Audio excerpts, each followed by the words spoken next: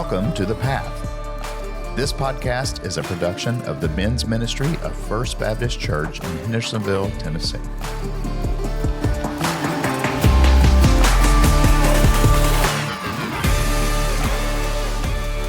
Welcome back to the Path Podcast. I'm Jeff Tarkington along with fcarney, and today we're joined by my friend Mike Manus. You may recognize his last name. We had his son Hunter on a while back. I believe we had him on the week he graduated high school or the week after. So as we get started, before we really get into your introduction, I want you to give us an update on Hunter. In that podcast, he talked about just graduating high school and he was applying to be a firefighter. Do you have any updates on what's going on with him? Yeah, we actually have really positive updates. He started Gallatin Fire Department in August, and he's currently in his second or third week at the Fire Academy, and he's the youngest one possibly ever at Gallatin. They've had a few 18-year-olds, but not somebody who has just started a few weeks after turning 18, and he seems to be doing really well. That's cool. I saw him the other night, and he said, I asked him the age range, and he said he's the youngest at 18, and then there's a 43-year-old also. And I'm like, oh, my God, that is quite the age range. The guy, I think, is retired out of California. He was a police officer in California. So that is he's older than you. He is. So yeah. He has somebody in the fire training with him that's older than his dad.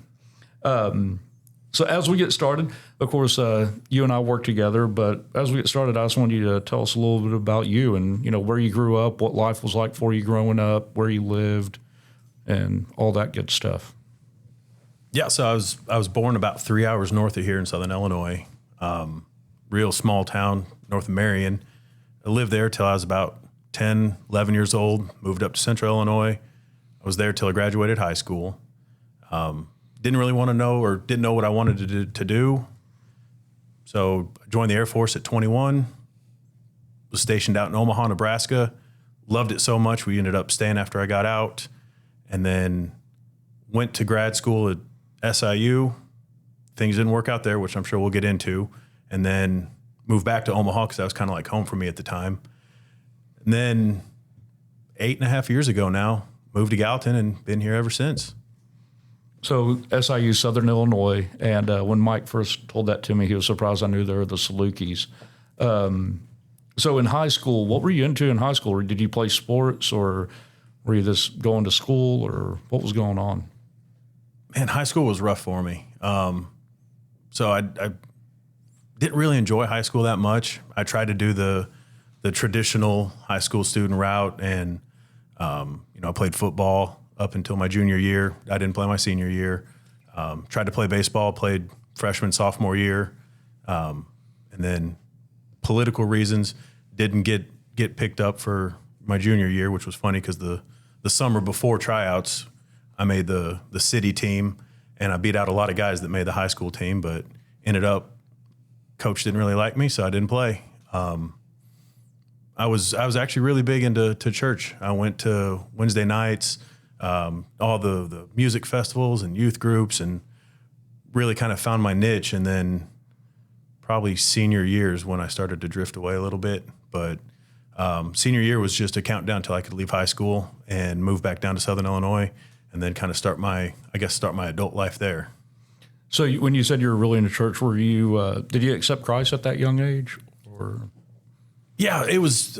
Man, I think I've done it 3 different times now. I think I've got an express lane up to the Lord because my younger years, it was kind of a yo-yo effect. So I was baptized when I was 8, but we don't do anywhere as near as what we do here, and I absolutely love it that my youngest actually just accepted Christ, and he was baptized at the lake, and so proud of him. But they have the young Christians, the new Christians class. So he knew what he was doing, clear mind, and I thought that was fantastic. For me, it was just, hey, you're going to go get baptized. Okay. And then kind of, moving around, then I got really big into church, and I rededicated my life at a music festival. I think Audio Adrenaline was headlining at the time, and, it was fantastic. I can still remember that, clear as day. And then through life, I guess I just, again, drifted away. And then I rededicated here at church, and I absolutely love it. Like, that has set me on fire now. Yeah.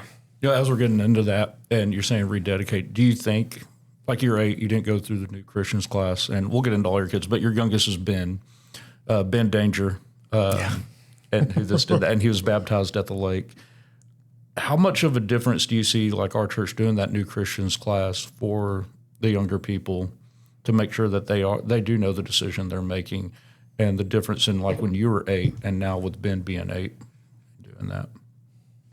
Like, I think it's huge. A lot of folks, or a lot of kids, I don't know if they fully understand kind of what they're getting into, or who they're accepting, or the dedication they're making.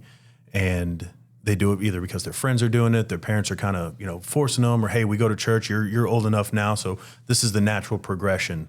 And that's one thing I think we've tried is with Ben, is to fully understand, or to explain, hey, this is what this means. And it's not just okay, cool, now I can take communion, or I can go do something. It's you're dedicating yourself, you're dedicating your lifestyle, and it's no longer just a go to school and just participate, but be that beacon for the Lord, and be an example to your friends, to your family, and be on fire for them. And he has done a great job of that. I think he's so excited watching him get baptized, coming up, just shaking his fist, proud dad moment. I think it's important too. Both my kids got saved here. My daughter's 14 and son's fixing to be 11. But I think a lot of times with kids, when a kid accepts Christ as their Lord and Savior, and they're wanting to have a discussion about that with their parents, the parents don't always know how to equip the kids. For one, maybe it's just been a long time since they got saved. Number two, they might not be saved at all yet. But I just remember here, and I'll just real quick, but I got saved and baptized here at 8, but I didn't know what I was doing, and so, but my children knew when Mark Heyman took them through this new Christians class, that they understand the foundation that now they're going to build the rest of their life on as a follower of Christ. So I'm with you there, Mike. I think it's a huge deal. Yeah, it's fantastic. Yeah. Yeah, you mentioned high school wasn't the greatest, but then did you go in the military right after high school? No, I was a ship adrift, if you will. I went to junior college for about a year. I was really good that fall semester, staying in, getting good grades. I'm like, this is going to be great. And then SIU, if you don't know, was a party school back in the day. Well, winter goes through, it's spring. Now it's time to go out and have fun. Started staying out later, not making those morning classes. And I just realized college wasn't right for me. I still left with a decent GPA, but it wasn't where I was at. So then after I dropped out, I moved back home with my parents, and I was working at a machine shop, no life ahead of me, no direction. And I decided I need to do something. And I'd always been interested in the Air Force and airplanes. So I went and enlisted in the Air Force, and I left out October of 2004. That's a little while ago. So, and it's kind of fun. You go in October of 2004, and that's a time our country is active in a war. Active freedom, yeah. Yeah, and global war on terrorism. Yeah. So you're going into the military at that time. What was that decision like, knowing that our country, there's a good chance, people joke about the Air Force and everything, but still you have deployments, and I've heard your stories about that, which I'm sure you'll get into. But you're still putting yourself in some danger. How was that with you and your family? I mean, they supported my decision. And like any 20-year-old, I think I'm invincible. So went through basic in October, November, December, then went to tech school. Ended up getting stationed at Offutt Air Force Base March or April. And I was already in our deployment manager's ear, like, hey, I want to go. In August, they said, hey, you got tapped, you're going to Iraq. I said, oh, okay. Air Force. But no, we were running a detainee ops mission. It was right about the time that Abu Ghraib was going on. And so they were moving a bunch of detainees from Abu Ghraib down to Camp Bucca, which is in southern Iraq. And we got tasked with that. So started deployment training September, October. And then November, we shipped out, and I got in country early December. I was in there till June of 06. So November 05, June 06, I was in country. And at the time, Iraq was the Wild West, and there wasn't a whole lot of rules, and everybody was still on edge, and Saddam's army was still in full force. I remember seeing the Mujahideen with the black robes and the white pickup trucks driving around we were taking rockets. I remember one time I was talking to Heather, Christmas Eve, hey, everybody, Merry Christmas. And all of a sudden, shoo, shoo, we started getting rockets. So then the alarm goes off. I'm like, hey, I'll call you when I'm okay, click. And then, she's worried. We go and we were air security operations. So everybody else is running to bunkers. We're running to our gun trucks, loading up and trying to go find the bad guys. So I guess when you talk about your deployments and you say you had a combat deployment and then you had an Air Force deployment, this one would be your combat deployment, right? Yeah, that was my combat deployment. There was some tough times. The Air Force deployment was not really a deployment. It was a 6-month vacation. Went to UAE in 2006, 2007. No, 7 to 8. And that was skiing in Dubai. I went to the mall in Abu Dhabi. We had MWR trips. We had a swimming pool, a full state. It was not a deployment, but yet here I am, Air Force guy, still getting all the same combat pay. And it felt guilty, but it was okay. Hardest part of that was Hunter was 4 months old when I left. So I missed first steps, first Christmas, all those things with him. So your first deployment, you mentioned Heather. Were y'all married at this point? No, we had just met. So Heather and I met September 11th, 2005. It was right before I was leaving. So we hung out for 2 weeks. Then we spent a month on the phone because I was in Fort Lewis, Washington, going through pre-deployment training. Came back, was with her for about another month, just dating and talking a bunch. When I'm still trying to make it home because everybody wants to see you because, hey, you're going to Iraq. And then we shipped out, late November. And it was about 7-8 months, just phone calls, talking when we can. And there was some really good or bad with that. Actually, we got engaged over the phone. Her Christmas present was her engagement ring. So I made sure to coordinate her, talk to her parents. And so she opened it. I think we were on old dial-up internet and I could, see the pixels, but it was, hey, will you marry me? And she said yes. And then didn't get to see my fiance till I got home 6 months later. Wow. I just recently heard the story. And so Heather was in the Air Force also. And I need to let you, it's your story. So you're going to tell it about, the bet. So it's pretty females in the military is a rarity. And she got stationed in Nebraska September 10th. And across the base, everybody knew, oh, this new girl's here. She's really good looking. And so everybody was betting. I was like, I'll throw my name in that hat. And I bet I get a date with her before you two or before the group. And everybody else was helping her move her stuff in. And she's like, yeah, carry this and carry that. And I'm just standing back just what's up, trying to play it cool. And what's funny is I was supposed to go hang out with a group of people that night. And we ended up talking that afternoon. And I'm like, there's something about her. I can't leave. And so we ended up talking all night long and it just progressed from there. And here we are 20 years later. And I still can't get enough of her. Man, that's awesome. That's great. Cool.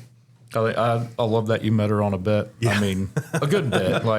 Who's going to get on the date with her first? I won in all ways of that. That was the best. Yeah. So when did y'all get married? What year was that?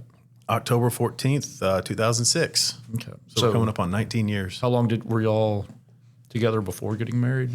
Just over a year. And then a good part of that was you being deployed? Was me being deployed. Wow. And there's some really good and bad things about that. It forced us to we talked about everything on the phone. It's that dating and we can't be there and go and see each other and go to movies. So it was all dedicated phone time. So we were able to discuss,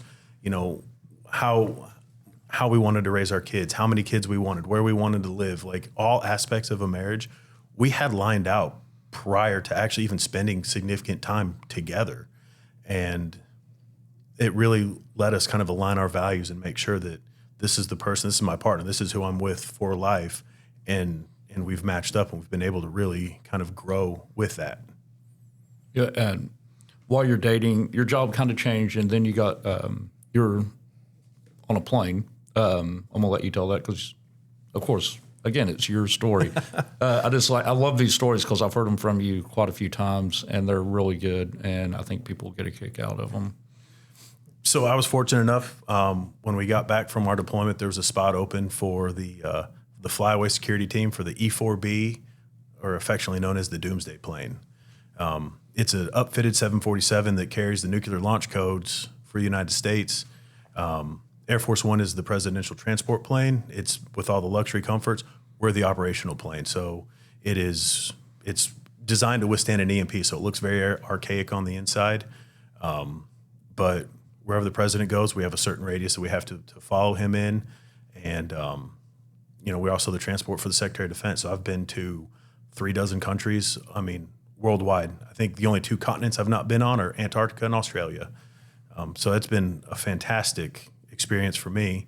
I remember one time it was Christmas. President Obama was in office, and he was the one. He always went to Hawaii, celebrate Christmas with his family. So Josh had just been born, so this must be 2009. Josh was born in August, so I'm in December. So he's 4 months old. She calls me, and on base, you have to keep, in the summertime, you got to keep your lawn mowed. In the wintertime, you got to keep the driveway shoveled. So she calls me and she's complaining, like, I just had to shovel, 3 foot of snow in Nebraska and the wind's blowing. And as soon as I shovel one, the wind comes and pushes snow back in. And I'm like, hey, honey, I'm sorry that's happening to you, but they're waiting for me. I got to go to the beach. I'll call you when I get back. Oh, no. No. Yeah, I paid for that one. Yeah. Yeah, you slept on the couch for about a week. Yeah. That's awesome. Oh, men are so stupid. Yeah. Oh, my goodness. So as you're kind of going through your Air Force career here, at one point, do you get out of the Air Force, or are you still in the military when you go back to school? So I had dreams of being a warrant officer and going to fly helicopters. I had my Air Force deployment. I had my Army deployment, right? Army to Iraq, Air Force to UAE. I was weird, and I really loved my Army deployment. That's what I wanted to do. I wanted combat. I wanted to be one of those fighters. So my first goal was to be a warrant officer. So I found out, okay, what do I need? What's going to make me most competitive? So I finished my associate's degree through the Community College of the Air Force Criminal Justice. And then I went to get my bachelor's degree in investigations, because that's what looks good, right? So I submitted my warrant officer packet. I had folks tell me, man, you're a shoo-in. Like, you've got this. I've got glowing letters of recommendation from high-ranking officials for whatever reason. And now I know it's the Lord's plan, looking back, that I didn't get picked up. I said, okay, well, I love the military. They're going to force me to get out, but I think I'm made for more than just being an enlisted folk. I think I want to lead. And so I want to go to ROTC, and that's what led me to SIU. So then I separated from the Air Force. And what's weird is the week you've got to meet with, all command staff and everything. And the lieutenant colonel who was in charge sat me down and said, I want you to stay in the Air Force. You're a great asset. I'll give you a commission. I'll get you commissioned if you stay with us. And I said, no, sir, I want to go to the Army. And he said, hey, you think about that. I said, nope, this is my plan. This is what I'm doing. So then I separated, and that's when I went down and I got my my master's degree in education down at SIU. So that, you're there, and that kind of leads into some of the issues when you started having some struggles. Yeah, that was the start of the downfall. But then I don't want to call it a rebirth, because that sounds cliche, but that is what led me on the path here. So I went, like I said, I did my graduate program, and then I went through Army ROTC. For me, as a graduate, having done the requirements, I only needed 2 years, my junior and my senior year. So I get down there, and I've got these 2 master sergeants, or E8s, and they hate my guts from being Air Force. There was nothing I could have done right in their eyes. And so I'm going through, and I think I'm doing well. I'm picking things up quickly. I've got all my experience, but I still would just get mediocre marks. I wasn't killing it, but I wasn't bottom of the barrel. I was right in the middle. And then for the Army, you have to go through what they call LDAC, or Leadership Development Assessment thing. And I go there, and I'm the top cadet. I am number 1 in this group of 60 people from across the country. I'm number 1. Leadership, all of it.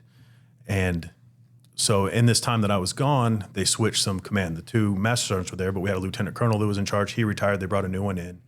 I get back from LDAC. He brings me in his office. He's like, hey, saw your remarks. I want you to try to replicate your success. So he puts me in charge of all the training, the first half, which mounted up perfect with my degree.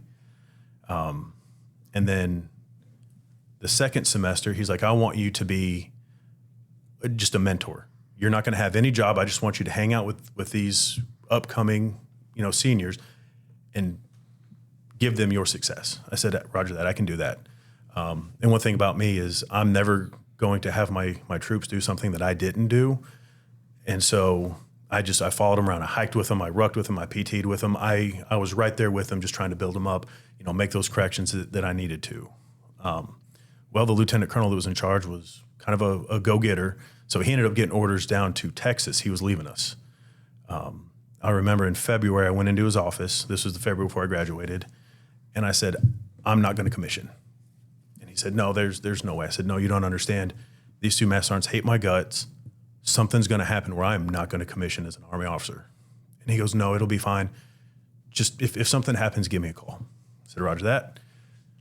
Coming up, we have this big field training exercise. It's right before the end of the semester, right? It's kind of their trial run for this LDAC month-long course. We ruck out. And like I said, I only did everything that my troops do. And what's funny is Heather begged me not to go. She said, hey, you don't need to go. They told you you're good. I said, no, I want to be there for my guys. I want to see how they do. So I ruck out with them. Well, a bunch of the other seniors decided to drive out there. And that next morning, so it started Friday, Saturday morning, everybody get up, get in formation. So we all line up. They had found a beer can in one of the porta potties. And so they're like, we're going to search everything that's out here. We're going to find it. And so they go through, and by the time they're done, I mean, it looks like there was a mini bar. These kids had booze everywhere. Well, they bag drag me. All I've got's my rucksack. They look through everything. Obviously, I've got nothing. But somehow they had convinced two other cadets to name me as part of the group that was out drinking. So they bring me in, and they read me my rights, and I'm like, well, I'm innocent. I don't need a lawyer or anything like that. Like, no, I didn't drink. And, I'm showing them letters of recommendation, and they just didn't care. So they ended up disenrolling me on an integrity violation. And what's even worse is I called that lieutenant colonel and said, hey, it happened. And he goes, oh, just tell the truth. You'll be fine. And then he called those two master sergeants up and said, hey, yeah, this guy just called me.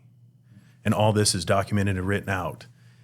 And now my entire future, right? Heather's supposed to be a stay-at-home mom. So I was given the opportunity to go to Fort Benning, to go through armor school. I got my number 2 choice. I was going to be an armor officer, and I was going to be in a scout platoon. So I got to go. I was scheduled to go to this basic training, then on to a scout school, which was huge, and then follow on to ranger school. I was in line to get my ranger tab. I was so excited.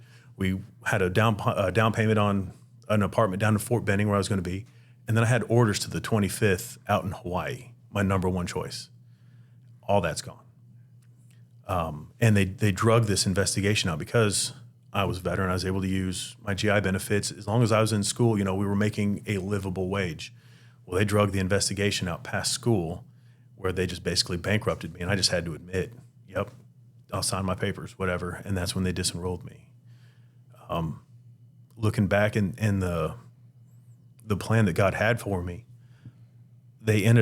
I was offered a job back at Offutt because I knew some people. They knew my character, but it required a top secret clearance. Well, what do? They do a full background investigation. So the government comes in and does the background investigation, no fault. They award me full top secret, the highest level clearance, because they found no fault. The investigation was such a sham. So that was my way to clear my name. And not many people can do that because it's usually, your word versus their word. But I was given the opportunity to actually stand up and say, look, I didn't do this, and here's the paperwork showing that this investigation was a sham. So as you go through this, you feel like your life is falling apart. What happened to your relationship with Jesus through this, and this having faith in Jesus during this time? It was the worst that it's ever been. At one point, I even said I didn't believe in God. Yeah, and I ask you that because you and I have had discussions about this, and this is why I wanted you on here, because I think there's a lot of men that go through this, especially when they face, feel like their whole world's being thrown upside down. You know, whether it be a loss, a total change in career that they don't know how to account for or how they're going to survive it. I think it's a common thing that people go through, and they need to hear that other men have been through this. How long, I mean, basically you're in a hole kind of, I guess. Yeah, How long did that last? Years. I think I was so mad that it was like, I knew what I was saying, but it was more, how can I hurt the Lord? What's the easiest and most effective way? Well, I just don't believe in him. I don't know if I truly felt that in my heart. I just think I was so mad. Here's the thing that I've loved, that I've was fantastic at. I've dedicated my whole life to. It provided for my family. Now I've got 2 kids and a wife that are looking at me to support them. And what do? Every step that I've taken has been to be successful at this one thing. And now I am lost. Fortunately, Heather is amazing. She picked up, she got a job. At one point, I tried to move back to Bloomington where I graduated. I was a manager of a Gold's Gym, making, $1,500 trying to survive when I used to have a stable paycheck, driving an hour back and forth to work, and it just wasn't working. So kind of like a wounded animal, it tries to run home. Well, Omaha was home for us. Hunter and Josh were both born there. That's where I met Heather. That's what I considered my home. And so we went back there. I got that job, doing security on the base. Heather got a job with Mutual of Omaha, and we just tried to figure it out. And I was so lost. I went back to school again, trying to make it work for information assurance. I can tell you, I'm not meant to sit in front of a computer. Trying to code. I went to school. The kids called it nerd school, and I couldn't do it. Them boys, I'll tell you what, they'll sit there and type away, and I'm just like, I don't know what they're doing. Yeah. So that did not work out. I ended up getting a job again with the Air Force, doing contracting, working out. So it's contracting, but really it's writing the contracts for services or goods or whatever they need. But again, I'm sitting in front of a computer for 8 hours a day for somebody who has never done that before. At the same time, both the kids were getting eczema real bad. And so we took them, we got all the tests done, and they said that cold weather's the problem. Well, Air Force military has told us where to live our entire life. Where do we want to go? So we said, okay, we want Tennessee. Then we started looking around Arnold Air Force Base. But my dad put it best is, he's missing the military.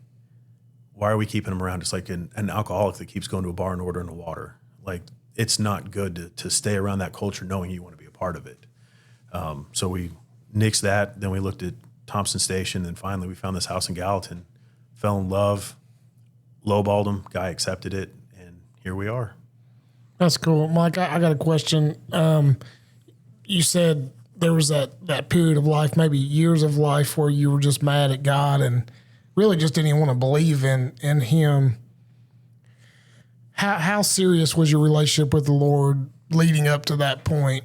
You said you'd committed your whole life to your career in the Air Force and in the Army.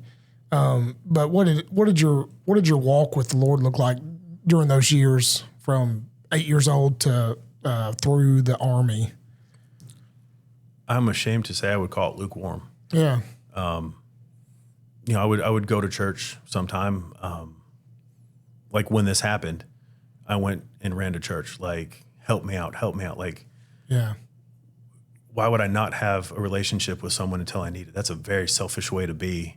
And if I would have just been like, you know what, there's something better, I just need to stay the path, it wouldn't have made those tribulations any easier, but it would have given me light, knowing I need to keep moving. But I tried every other way to self-medicate. I was drinking a lot. Shouldn't have been. The boys are in school. They're trying to make do. And what do?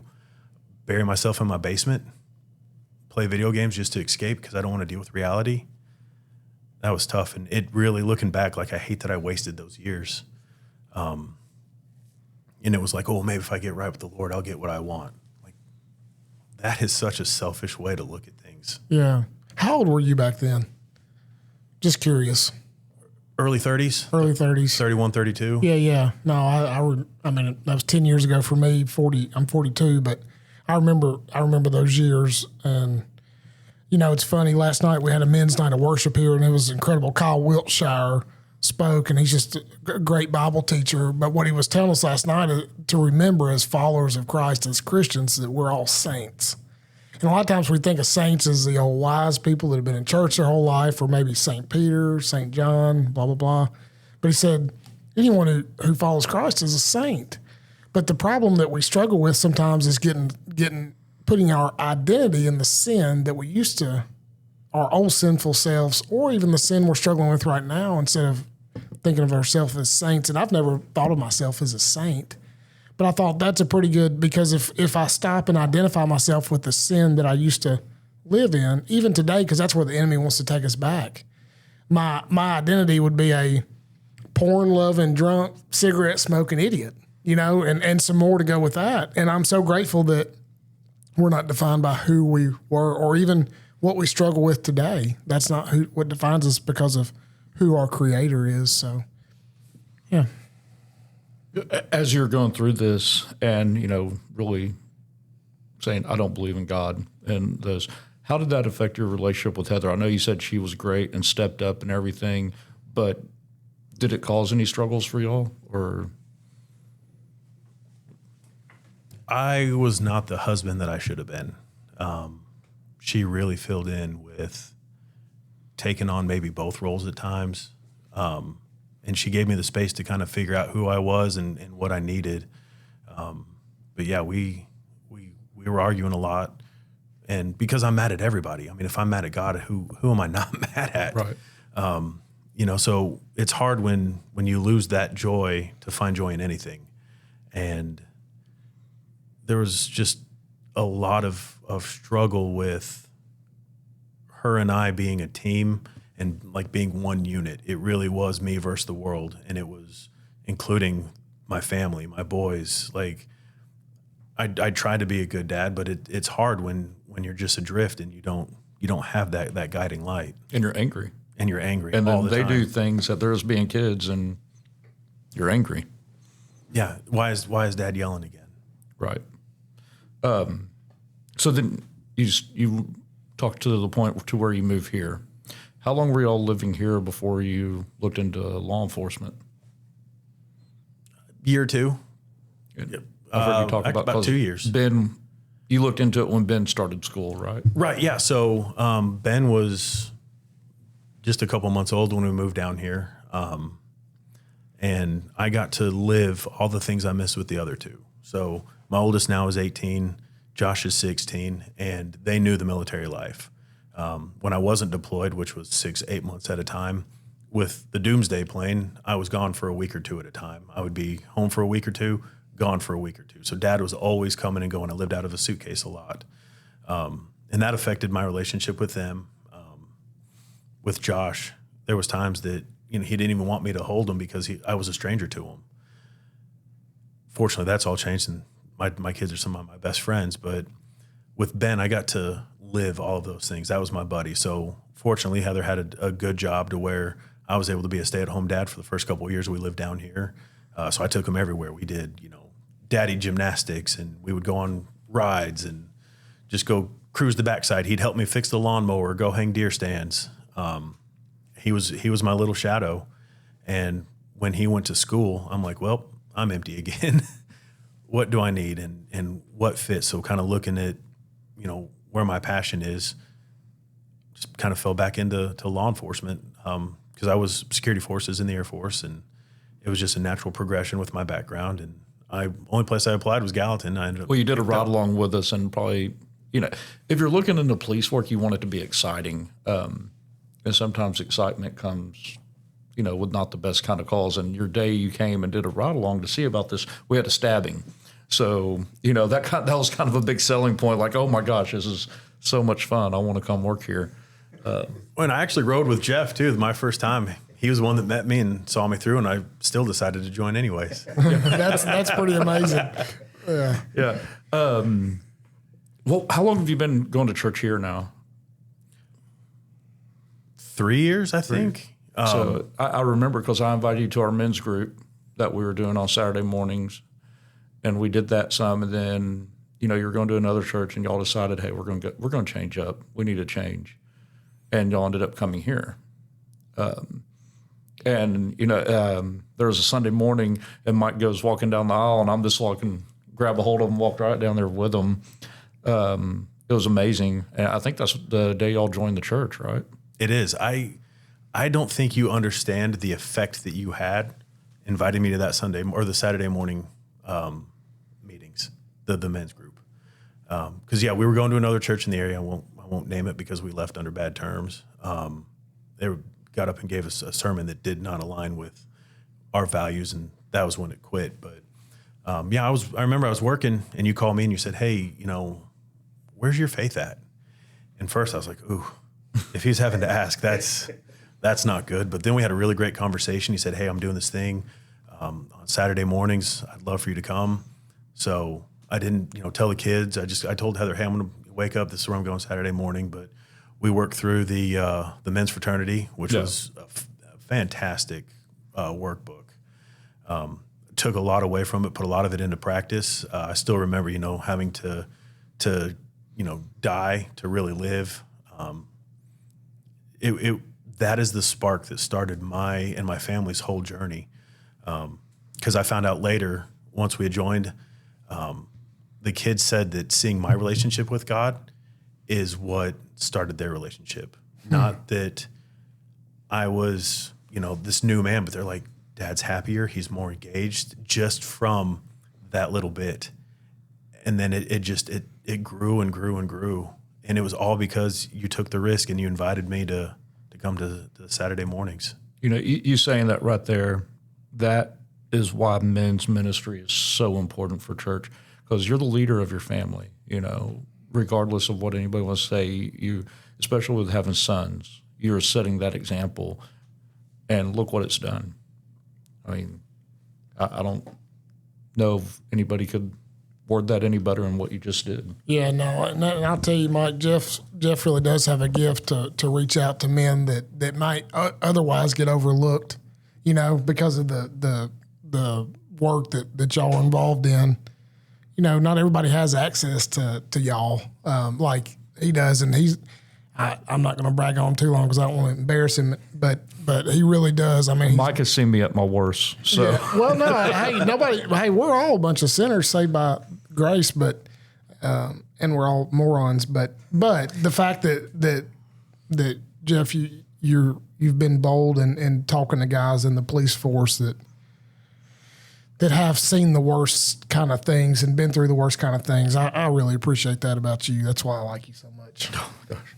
Okay, so you going through everything you've went through, now being a Christian and seeing the change. How has being a Christian affected your life as a police officer, as a husband, and as a father? And I really worded that in the wrong order. Police officer should be last. Husband and father should be before that. But how is being a Christian, and how do you try to live that out every day? Well, I think this is the part that I still struggle with the most. I see men like you that are coming out and you're kind of the lighthouse for those that are adrift, like you were to me. I try to do it, through my actions. I want somebody that may be questioning to come up and want to talk to me and be excited. And it's really through, how I present myself or the care that I show for others. And, and there's a lot of officers that do this to where, maybe a family's in need, go out and, okay, hey, give me a list and bring, diapers and baby food or formula, or go get groceries for the elderly. It's really through just my behavior. I think one area I'm lacking, and I think it's just, I don't know if I'm not comfortable with it or I don't know how to word it. They make the joke, how do you make somebody uncomfortable? Hey, you got a second to talk about your Lord and Savior Jesus Christ? And everybody's like, oh, I got to run. How to approach that without getting that effect. So for me, it is just trying to be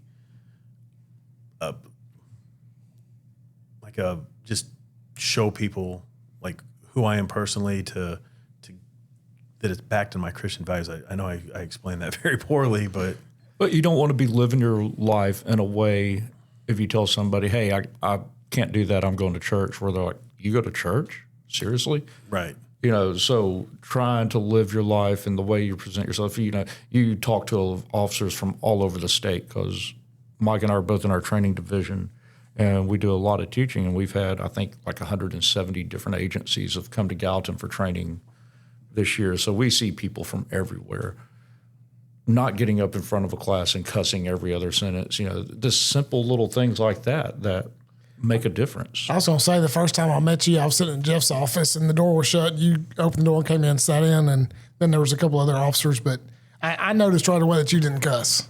And I know that's simple, but that is Pastor Chester said this one time, the things that are in our heart is what comes out of our mouth.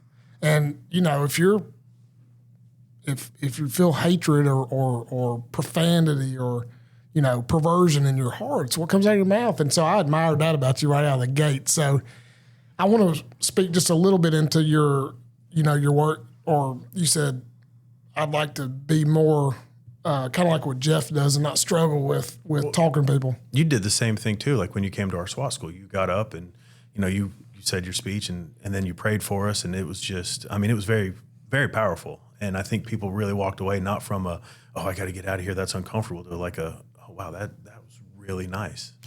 Well, I'll tell you what, and I just for informational purposes, but man, when I started reading the Word of God every day, it changed my life because I got to know who my Savior was. And so then when the opportunity comes, and I pray for the opportunity every day to share with somebody, I don't want to force it. I forced it before, and it's awkward. If I'm like, I'm going to go meet 5 people in Walmart today, and I'm going to tell them about who Jesus is, that's the most awkward, unordained way to share Jesus with people. But when I wake up in the morning and say, God, put somebody in my path today that I can glorify you too. And he does every day. I don't always ask it. I said I do every day. I don't every day, but usually I do pray that. And the Lord will put somebody in my path. And it's never somebody, like, he's not going to set me up for failure. You know, he's not going to set me up to make him look stupid. And so it may be somebody. There was a lady today carrying a table in the church. I don't know what, a bunch of women here today for something, Mom Co. or something. And it's just like, hey, can I help you carry that table in? Just showing little acts of kindness. And she's probably a church person. She was here at church, but just the way we treat people. But when you're in the Word every day, God gives you what you need to share with others. So it'll come with time. For sure.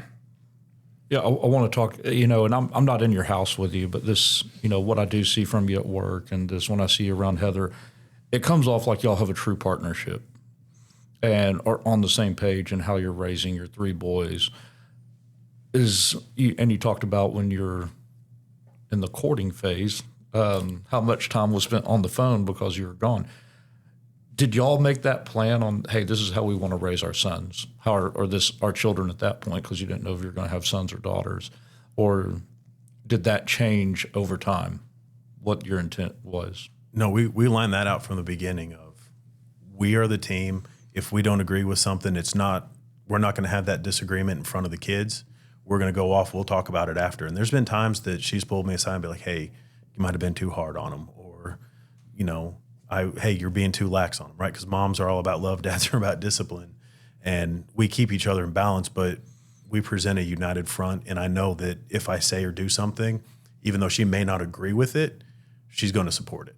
And she will have that conversation later. And I can usually, explain my reasons. But there's been times where I'll go up and have to apologize for the kids. Hey, I might have been a little rough on you. Or, hey, sorry, Dad's stressed at work. And, I took it out on you and I shouldn't have. And I'm going to brag on my boys a little bit, but I've been very blessed to raise 3 outstanding young men. I never have to worry about them going out. Just this past weekend was junior senior wars in the high schools. And Josh came out Friday and he said, hey, I'm wanting to do junior senior wars. Me and a friend are going to meet up. And I said, okay, well, you know what it's about? Yeah, I think we're just going to try to TP somebody. He's like, is it okay if I go? I said, son, I trust you. 10 minutes later, hey, Dad, I don't think I'm going to go out. Okay. He's like, it's not enough. It's too big of a risk. I don't want to get in trouble. He's got his life planned out. And he decided not to. He stayed at home that night. He's just fantastic young men. And I think that comes from giving them love. I've not been a perfect parent. Heather's not been perfect, but I've never punished out of anger.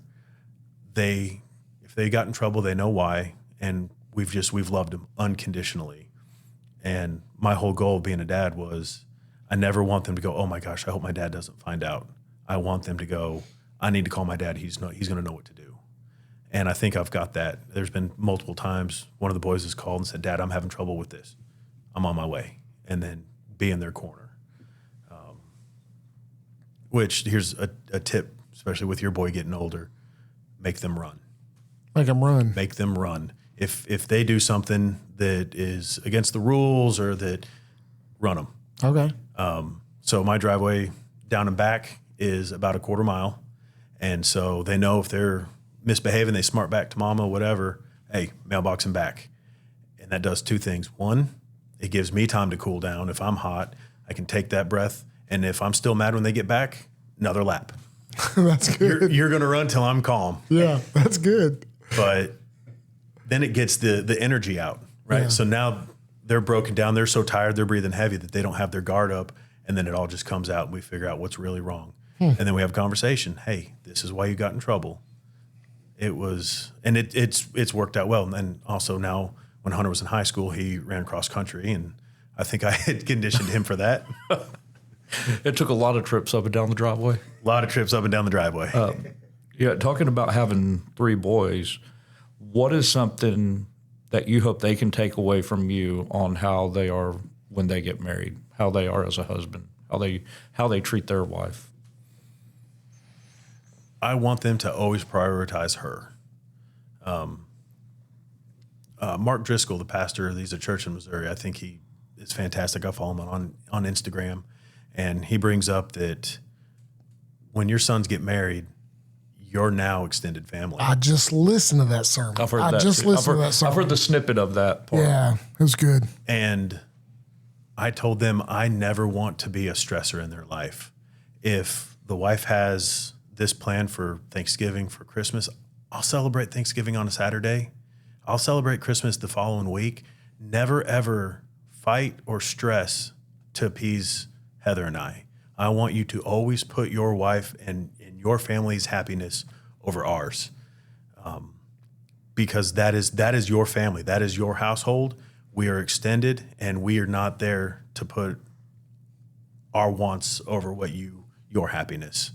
And that's something that we've explained in detail. Josh now is dating a wonderful girl. That she's they've been dating a year now.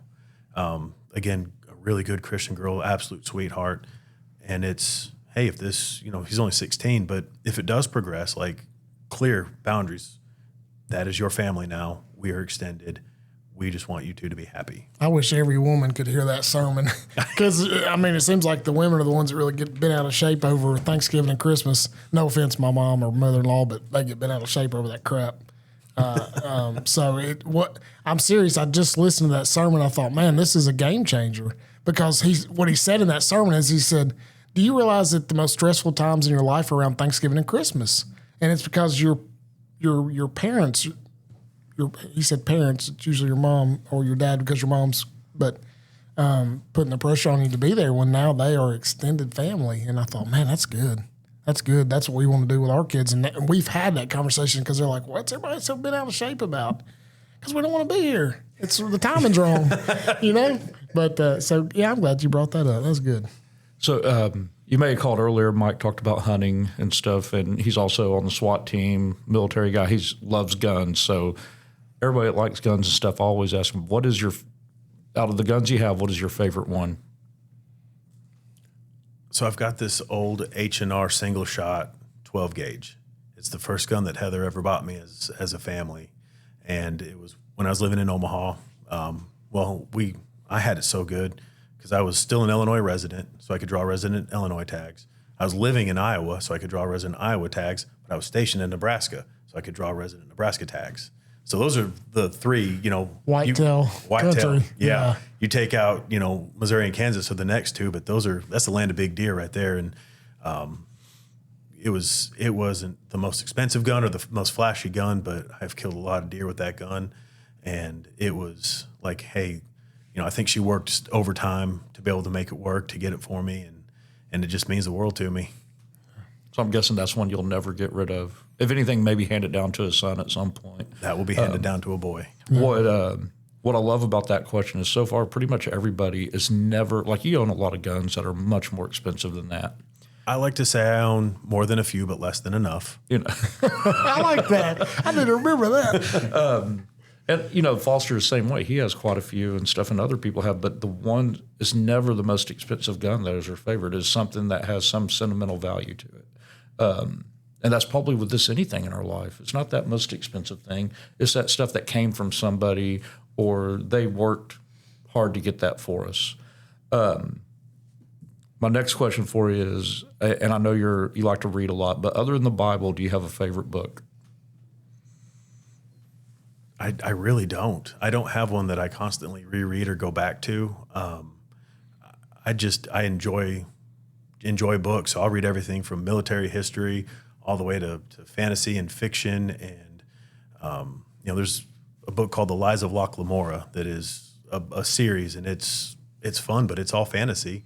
I know we both read The Long Hunters. The Long Hunters was fantastic. That's one I'll probably reread because a lot of it takes place here in Sumner County. So if you're a local listener, it's a true story. It's written by the guys with Meat Eaters, and the audio version's great because it's just like storytelling. It's not like reading a book, but it's part of it's taking place at Station Camp, or they talk about Casper Mansker. For those of you in Hendersonville, Mansker Farms, that's Casper Mansker, and Mansker Station is at Moss Wright Park. And so you're listening to this book, and it's like, I know exactly where they're talking about, and it was really cool. Or even the Station Camp, the bison. Yeah. The reason that they're the bison is Station Camp used to be the main station They for really used to have the long bison. hunters. Yeah, they had bison. And if you dig down, you're going to find just layers of pelts that they couldn't ship out. And also, that's where the term a buck, that's why we call $1 a buck, is because $1 was equal one deer skin. It's a good book. It's a fantastic book. Well, Jeff's told me about it. I guess I need to get it on audio book. You might need to do that. You have a favorite verse in the Bible? I do. And it's funny because, Foster was talking about we are in our sins if we let ourselves. And right now I would say my biggest struggle is gluttony and being lethargic.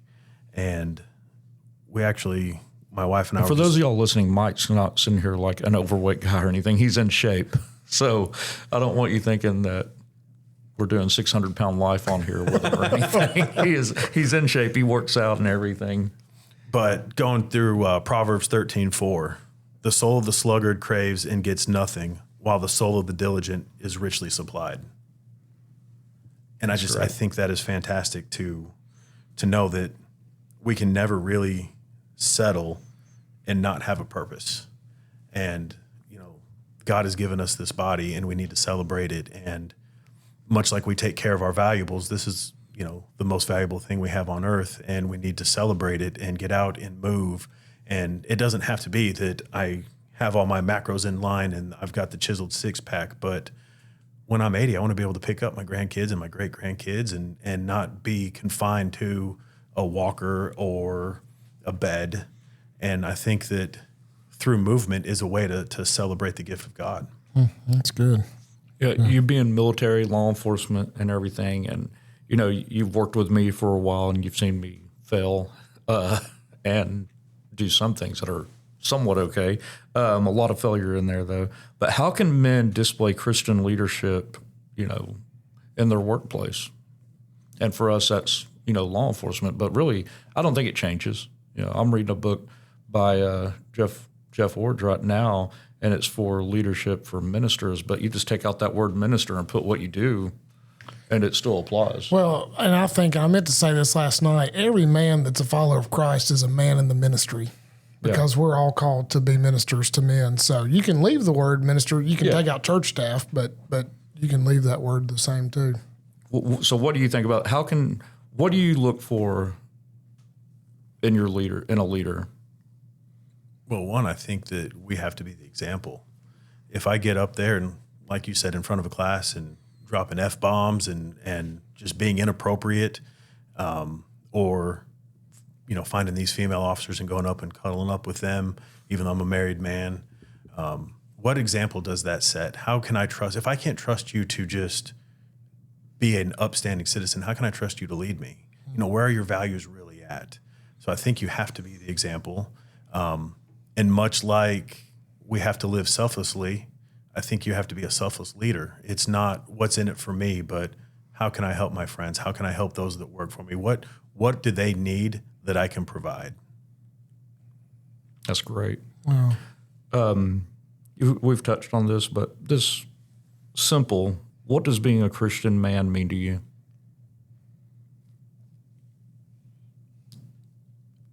It really is being that beacon of good. When all is against the wall, it's, are you standing up to fight? If I just cower down and let evil persist, then what good am I?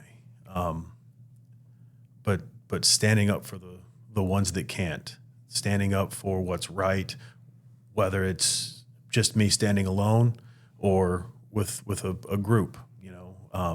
Sometimes the most well-worn path isn't the correct path. And I think that putting that good out into the world, not for the accolades or because everybody, look what I did, but just because that's what God wants us to do. He wants us to spread the word, wants us to live a righteous life and celebrate him. And I think we do that best by just trying to amplify his example. He washed the disciples' feet. How can I work that? Now, I'm not going to go around and find a homeless person like, here, let me wash your feet, but let me get you a bag of chips and a hot dog. How can I serve you and not put it on Instagram or Facebook or, hey, everyone, let's go look at what I'm doing, but just quietly trying to spread that word. I think really means that is what my calling is. So I've alluded to it, but I'm very fortunate that I could still be a stay-at-home dad. I truly believe that law enforcement is a calling, and I think this is where God really wants me to be. I've tried to move out of here how many times? When you threaten it now, it's like, no, you can't leave. You can't leave me. Have you ever had any man in your life that mentored you? I think most recently would be you. I don't think so. Yeah. Before that, really, it was my grandpa. He died in 2020, but he was that Christian man, and his path and mine are very similar. He enlisted in the Navy at a young age. He did I think he did 17 years in the Navy. Had a wild streak that it was way worse than mine, but also it was the Navy in the 60s and the 70s. But he found God, turned his life around. My grandparents were separated and they rekindled that, and they were married, 60 something years. And he was always just the kindest, gentlest, sweetest man. And that's not what he was known for in his hometown before he left. He was the enforcer, and he came back and he never met a stranger, was the kindest man. And he ended up being a teacher. He taught electricity, or an electrician at a junior college up in Southern Illinois. And now here I am, kind of the same path. And it's worked out. It's kind of crazy, but I've looked up to him, and I know that he never really got to see this transformation, which kills me, but at least I get to see him again. You got that right. The other part of that question is, have you mentored someone? And I know you're mentoring 3 boys. And then you got all of our new recruits that come in. Got the new recruits, trying to teach them right and wrong, and not necessarily, this is by the book, but how to be good, compassionate officers. Yeah. Nobody calls the police for a great day. You're usually dealing with somebody on their worst day. So not everybody deserves to go to jail. So if you can show that compassion, that's going to go miles. I coach Ben's baseball team, so I've got 12-year-old, or they're 9 through 10, but I got 12 of them. And again, trying to just show them the right way, whether it's through baseball, but more importantly, how to be outstanding young men. How hard is that in coaching when you have a bad call Foster's coaching his son's football team right now. You're coaching the baseball team, and you're both trying to display Christian leadership. Is there times you talked about one where you had a struggle? I'll start. I mean, this is season 6 for me coaching these boys, and I'll be honest, and the men will probably say, "What a sissy," but I don't care anything in the world about football. I don't give a crap. I'd rather shoot something. An animal. He's still trying to get a home run in the football game. Yeah, still trying to get a home run. But anyway, I love these kids. But anyway, season 6, and this past Saturday, I thought I heard a ref say, well, this mercy rule's coming up quick because we were getting the crap beat out of us. And I told him, I said, man, you can shut your mouth. I said, my kids don't need to hear that. And he looked around like, you talking to me? I said, man, I'm talking to you. Keep your mouth shut. Don't say that. He said, man, I didn't say anything. I said, then I'm sorry. Somebody from that direction said that. And so I did. It's the first time in 6 seasons that I felt bad. And I told my dad, I said, man, I shouldn't have said that. He said, yeah, you should have. Yeah, you should have. It was fine. But even after the game or towards the end of the game, I walked across the field and I said, man, I'm really sorry. I didn't mean to do that. And I didn't mean to, but I lost my cool a little bit. I don't even think I was really faulted for doing that, but man, I got frustrated over that stupid flag football game, and some jackass somewhere was hollering something they didn't need to be hollering. It made me mad, but anyway. I mean, well, it's also hard when when you're struggling in the season, and this makes because you get frustrated. Yeah. And you don't want to get frustrated around. Well, the it's boys. FCA league, and man, some of these coaches just take it way, and the parents take it. I'm like, yo, we're trying to teach these kids how to be upstanding kids. I'm praying with them before the games. And then you got some jerk over here that's yelling something that's like, just the wrong time. Like, don't kick somebody when they're down in the mud. Have you had any instances like that? Or you're not the coach that's about. So when my son was like 8 playing baseball, his coaches on his team about got in a fist fight in the middle of the game. Like one knocked the hat off of the other one's head and stuff. And I'm like, oh my gosh, this is insane. I don't see either one of y'all doing that. But so one of my last games, we used to play at Gallatin, and I recently switched Ben over to Goodlettsville. But one of my last games, I was assistant coaching at Gallatin. I ended up getting ejected from the game. We had been getting bad call after bad call, and I didn't say a whole lot, and he tossed me. So then I really let him know how I feel. But the director of Gallatin Little League was out there too. And one thing, you said how I don't cuss, and he came up and said, I can't believe you didn't say one swear word out there. It's like, what kind of example am I setting for a bunch of 8, 9-year-olds if I get up there and just lay waste curse? I can convey my message without having to swear. Two of my favorite sayings is asking the umpire if he owns a deli because those calls are baloney, or asking him if he's a telemarketer because he's making terrible calls. But they're all PG rated and kind of get a laugh from people, but you still convey your point. Here recently, I've come to realize that there's no Tennessee scouts at my 9-year-old's game, and that it's more important that they learn nobody's perfect. These are humans just like us. They're going to make mistakes just like us, and we can't control the actions of others. We can only control how we react, how we respond. And if we get up there and we throw our hands up, well, guess what? Your strike zone is going to go from a normal strike zone to a huge. Yeah. And that's only going to hurt you. So control your emotions, whether win or lose. We're going to go over there. We're going to shake their hands and tell them good game. And that's one thing with this team now. I've got, out of the 12 kids, 5 or 6 of them have never played ball, or they haven't played since T-ball. And we lost our first 2 games that were close games, but then, we won our next game, and the kids are hooping and hollering. And I'm like, hey, we'll do that off the field. But right now we're going to line up. We're going to act like we're professionals. We're going to go over. We're going to shake their hands. And then we're going to go off and we're going to celebrate. We score a run. We're not jumping back or grittying back to the dugout. Yeah, amen to that. We're going to walk back like we've scored a run, like this isn't something new for us, and we're going to high five.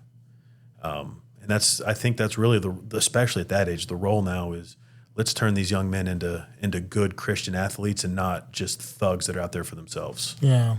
I think that is so important to have in youth sports, to teach these guys, hey, this is what being a Christian looks like.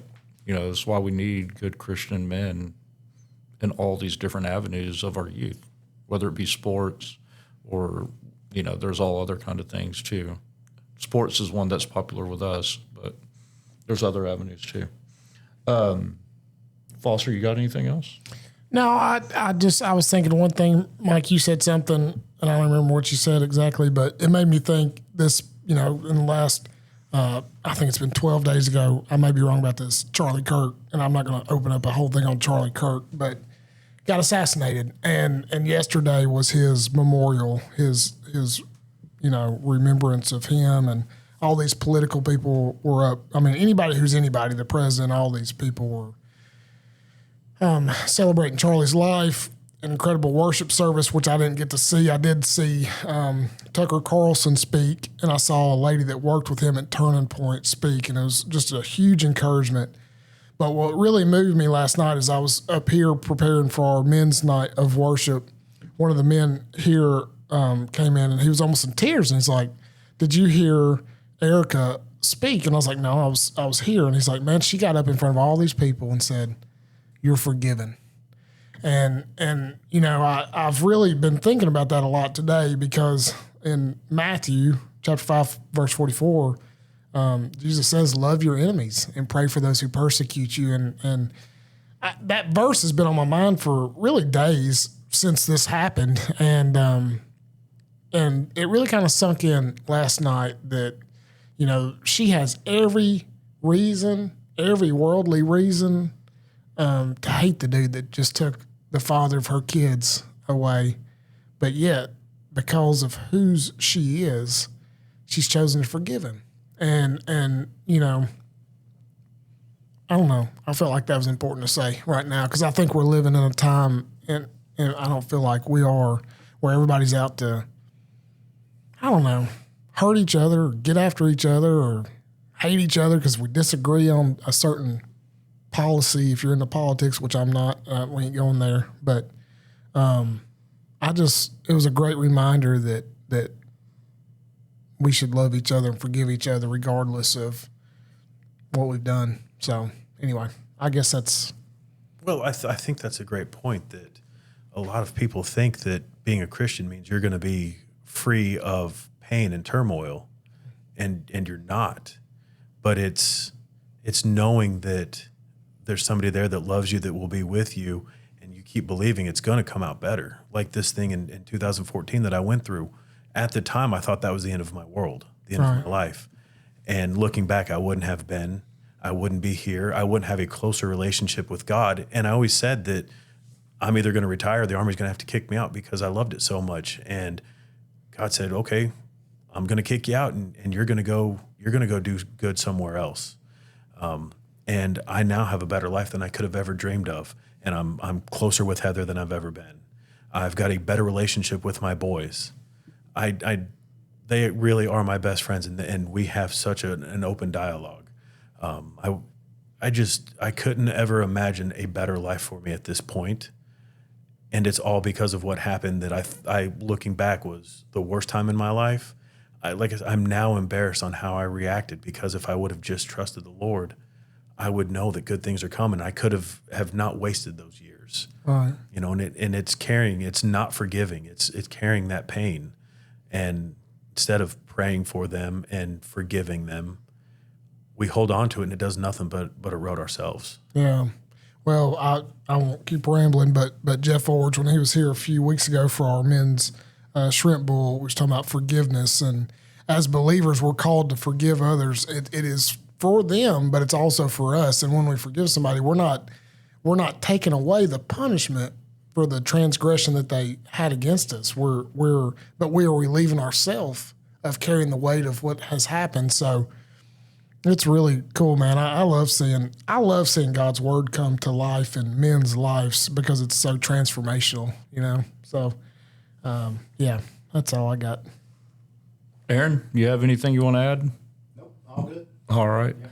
Foster, you want to close us out with a prayer? Yeah, let me close this out before I do that, though. Let me just say, Jeff mentions this every time we get together, but if you have a question or a topic, as long as it's not politics, email me at fcarney@fbchtn.org, and we'd love to hear from you and address some questions or concerns. If you're struggling with stuff, porn, alcohol, infidelity, or just wanting to know what it looks like to get deeper in your walk with the Lord, please reach out, because we'd love to help you move forward in your walk with the Lord, because it'll change your life.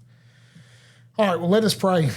Dear Lord, thank you for today. Thank you for Mike. Thank you for his story. Lord, thank you for grabbing him and leading him right where you wanted him to be. Lord, thank you for the encouragement that I get watching a man that's just a few years ahead of me, and I have an opportunity to be a part of an interview with his oldest son, and his oldest son says, "My dad's my best friend." And man, how incredible is that, Lord? I'm just grateful for that. It gives me hope that I can keep myself together to be my son's best friend and continue to point him to you. And thank you for Jeff and his boldness to reach out to these men that he works with and just question them, like, how's your faith?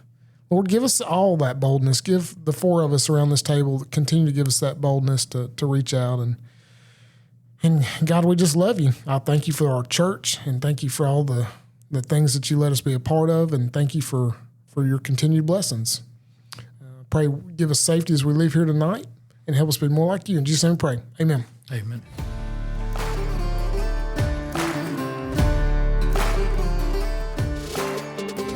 Thank you for listening to this episode of The Path, a podcast production of the men's ministry of First Baptist Church in Hendersonville, Tennessee. For more information, or if you have questions, please visit our website at FBCHville.com. That's FBCHville.com.